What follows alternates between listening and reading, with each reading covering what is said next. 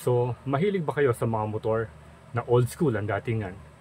Kagaya na lamang ng mga copy racer, cruiser, scrambler, mga easy rider type, at marami pang iba. So, anong helmet ba ang gamit nyo? So, yan ang pag-uusapan natin sa ating video ngayon. So, good morning once again, Kabalen, and welcome sa ating panibagong vlog. And for today's video, ay magkakaroon tayo ng quick unboxing and review dito sa ating bagong helmet na Spyder Ace Neo. Yan. Okay, so ito palang kanyang extra lens ay clear. Yan. At may nakalagay dito na yan. Authentic spare parts Spyder. Buksan natin para makita natin kung ano bang itsura niya. So ito. Ayan. Kung makikita nyo, napakaganda at talagang solid ang pagkakagawa. At makikita nyo rito yung Ace Neo at kasya ito sa size na large dahil large yung helmet natin. Very useful ito, especially pag mahilig kayong mag-ride tuwing gabi na hindi nyo na kailangan na magsuot ng shades. Yan. Ito yung pangontra sa mga kulisap para hindi kayo mapuwing sa daan. And then of course, the Spyder itself. At ito. Ang ganda ng kanyang bag. Ayan. So itong bag niya, ayan, color white. Although yung ano natin, yung helmet ay kulay black. At maganda yung tela, oh. Tingnan mo, napakalambot dito sa loob. Parang yung ano, yung pang-rub sa mga kotse. Yun, ganito yung tela niya. Talagang hindi magagasgas yung helmet ninyo. So ito na yung ating Spyder Ace helmet. Ayan. Bali yung style pala ng helmet na ito ay meron siyang 4 modes. Pwede siyang half face, pwedeng full face, pwedeng modular, at pwedeng pang classic retro look. Yan. At ibang klase rin yung pagkakalagay ng pangalan dahil pahaba siya. Usually kasi pa horizontal yung mga pangalan, pero ito vertical style siya. At nakalagay yung Ace Neo. Ayan. Bali napaka solid. Made up of ABS. Okay, so pag-usapan naman natin yung mga function niya. Bali itong kanyang visor ay adjustable, and then meron din siyang inner visor. At ito yung switch niya. Ayan. Ayan.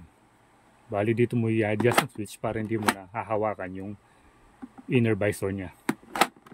At ang nakalagay pala dito sa may visor niya ay smoke. Ayan. So yan yung itsura niya ngayon. At itong chin niya naman ay natatanggal. Bali meron ka lang ipipress dito na 2 button. Isa rito at saka isa rito. Para matanggal mo itong chin niya.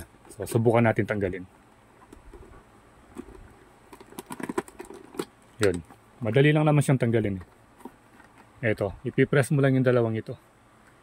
At itong chin naman niya, meron siyang 2 ventilation dito.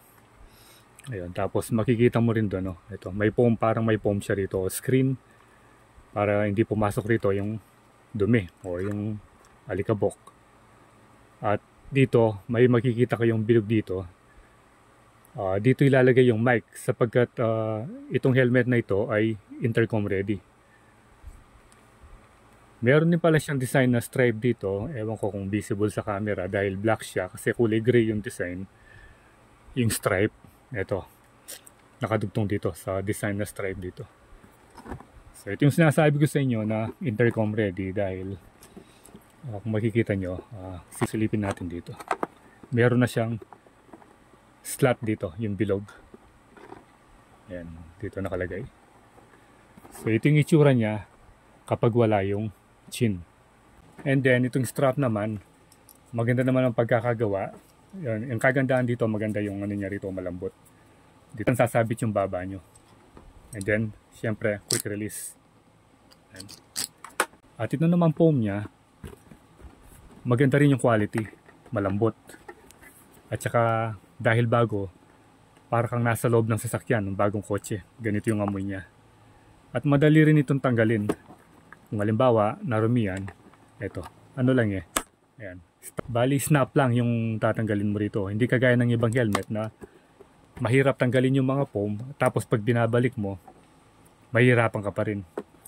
Dito, parang mga quick release na dahil may mga snap. So yung nakikita yung design dito, wala namang function ng mga to eh. Kumbaga ano lang, dagdag forma lang. Bagay na lamang nito. Kasi yung mga datingan ng mga classic, talagang may mga parang rivets na ganito. Mga design lang ito. So walang function itong bilog na to. Bali pag tinanggal mo ito, hihilahin mo lang dito. So try natin. Ganito lang pagtanggal dyan. Oh. Yun. Tapos sa kabilang side, ganun din. Dahan-dahan lang. Yun. Maglalak din siya dito. Pero ingatan nyo lang pag tinatanggal nyo. Huwag nyo lang bibiglayin. Dito. Meron pang ano rito, yung parang grasa. Nilagyan nila ng parang grasa para pag tinanggal mo, papalitan mo, ay madali siyang tanggalin. Dahil may grasa, medyo madulas siya. Yan. So ito yung itsura niya. Yan, retro ang dating. Ito yung another mode na sinasabi ko kapag wala yung kanyang visor. Ayan. So ito yung isa pang mode na pwede nyong mapagpipilian kung sakaling gusto nyong ibahin yung style or yung pormahan ng inyong helmet.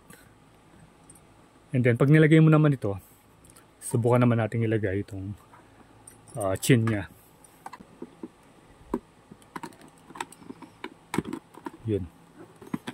Malagay na. And then syempre, magiging full face style na siya. Ayan. O, diba? So ito yung ano niya, ito yung another mode, magiging full face. And then kung gusto mo namang maging half face or modular, syempre tanggalin mo ito at ibabalik mo na yung kanyang visor. Ito. Okay, so pag-usapan naman natin yung presyo niya. Kung bibili nyo sa online, either sa Lazada or sa Shopee, ay may presyo itong 3,695. At meron pang isang variant, yung kulay white. Tapos, iba yung kulay niya sa visor, parang gold yata. Yun yung medyo mahal, 3,900. At itong helmet na ito ay nabili natin kay Jack Moto. Yan. Bali, meron silang branch sa Balibago, San Fernando at Porac. At kung dun kayo bibili, sigurado magkakaroon kayo ng discount. Dahil marami silang binibenta ron ng mga moto gears, motorcycle accessories at marami pang iba. So pwede nyo bisitahin yung kanilang shop doon nga sa may Balibago, sa Porac at San Fernando. Okay, so i-try naman nating ipit sa ating ulo. Ayan. So ito, retro look yung datingan. Pag ganito. So pag ganito yung style niya, wala yung kanyang visor, wala yung chin. Yan, retro style yung kanyang datingan.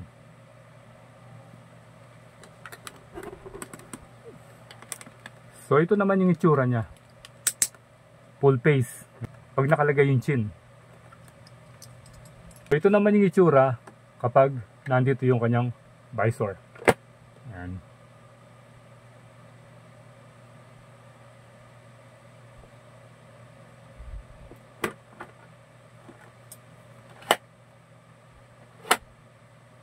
Gagamitin natin ito pag yung motor na dala natin ay si Azul. which is now converted into fake scrambler. Nag-start siya as a naked bike and then ginawa nating sports touring dahil binigyan natin ng top box, mga side bags. Pero ngayon tinagal natin siya at ginawa nating fake scrambler. So itong helmet na ito yung gagamitin natin pag nag-ride tayo gamit si fake scrambler na si Kawasaki Dominar 400. So dito na magtatapos yung quick unboxing and quick review ng ating Spyder helmet. And I hope nagustuhan nyo yung ating video at please do like, share, and subscribe. Ayan o, ganda niya. Magaan. So, I'll see you on the next vlog. Thank you for watching.